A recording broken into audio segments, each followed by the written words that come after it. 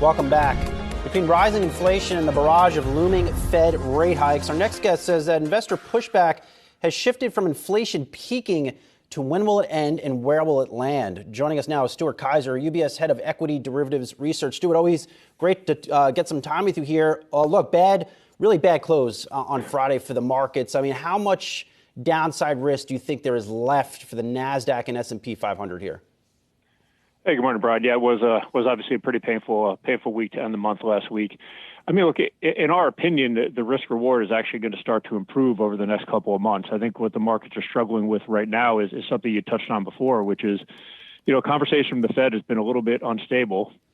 And because there's a lot of hawkishness priced into the market, folks are starting to kind of worry about recession risks as you get into next year, on the fear that the Fed might have to over-tighten. In our view, inflation has peaked, and as you see inflation decline during the summer, it should actually materially improve how people are thinking about the world. But I think where we are right now, ahead of the FOMC, very hawkish Fed, shutdowns in China, et cetera, folks are just really kind of starting to price downside risk to the growth outlook, and that's what's put pressure on markets.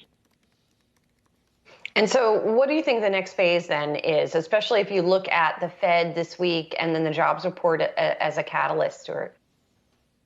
Look, from our perspective, you kind of have a three-step process here. The first is inflation needs to peak, and our economists think that's happened.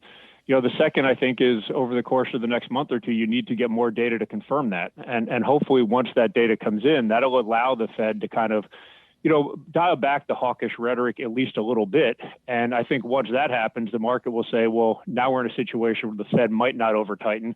That improves my growth outlook, and that kind of allows things to improve. So I think there is kind of a three-step process. I think we're very early in that process, but hopefully, based on how we view inflation over the next kind of 6 months or so, that's how it's going to go. In terms of the jobs report, we do have about 300K out of our big data nowcasting team. So, it's still a very, very solid number. We do have retail sales decelerating a little bit. And I think you combine those two together, people will be just a little bit concerned that, higher oil costs and higher input cost inflation is maybe starting to hit spending power a little bit. But, the fact is we're decelerating relative to last year off a very, very high growth rate. So the numbers are going to look a little softer. But, in our view, these are not recessionary numbers. This is just kind of a slowdown from what was a very, very strong growth rate last year. Do you think the Fed should just hike rates 75 basis points this week and get it done with? Our house view is that they do 50 and that they begin the quantitative tightening process by rolling off the balance sheet. And that should actually be probably the most hawkish meeting we get during this hiking cycle, because that quantitative tightening actually is pretty similar to about a 25 basis points hike.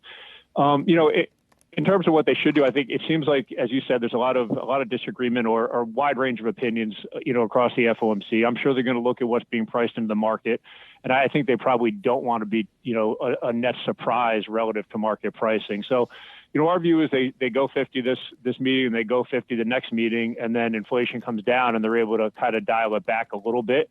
But, I think broadly speaking, to your point earlier, it's clarity of communication and it's clarity of message that is probably the most valuable thing they can do in this meeting.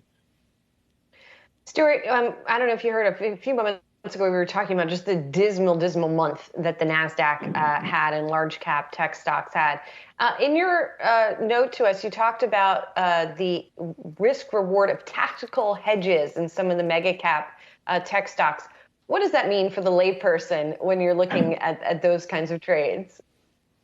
Yeah, look, I think, you guys made a great point in terms of how a lot of, we look at the NASDAQ index and it's down a lot, but, below the surface, this is being driven by single stocks. And I think there's probably two things that have been causing that. One is this concept of pull forward of demand during COVID, and, how much demand was pulled forward from previous years and is going to have to sort of be give back. And I think like a Netflix will kind of fall into that category. And then the second is input cost inflation. And it seems like from Amazon's comments, they're kind of facing that a little bit. So I think you had basically, would have been a monster performance for a couple of years in large cap tech. And now folks are, I think, less focused on what was the earnings print and a little bit more focused on what the forward guidance was going to be, related to input cost inflation as well as pull forward of demand. So, our view was, taking some risk off the table, maybe protecting some of those gains a little bit going into earnings season, just made a lot of sense because the performance had been so strong, but you had these kind of building challenges and just really a lot of uncertainty on how companies were to comment on that. A number of tech companies stopped providing guidance this quarter because there were so many moving parts. So our view was they performed well. Maybe a good time to protect a little of those profits ahead of earnings season, given the challenging outlook. Out of all the trades you watch, Stuart, closely, are you seeing strong positioning for the S&P 500 to fall below 4,000? Brett, we've seen a lot of hedging flows in S&P as well as other indexes like small cap Russell 2000. So, a lot of hedging. Whether the view is it gets below 4,000, I think it probably is dependent client by client. The other places we've seen a lot of protection and hedging being put on is in U.S. retail. So that would be XRT as an ETF and in home builders. So I think both home builders and retailers have been areas where clients have been getting growing concerns. I think on the retail side it's because of input cost inflation, and on the home builder side it's because rates have been rising. So yes, we have been seeing folks, hedge S&P 500 and the broader based indexes, but we've also seen them kind of targeting parts of the market most impacted by consumer spending and interest rates as well. Stuart, good to see you. Thanks so much and have a great week. UBS Head of Equity Derivatives Research, Stuart Kaiser.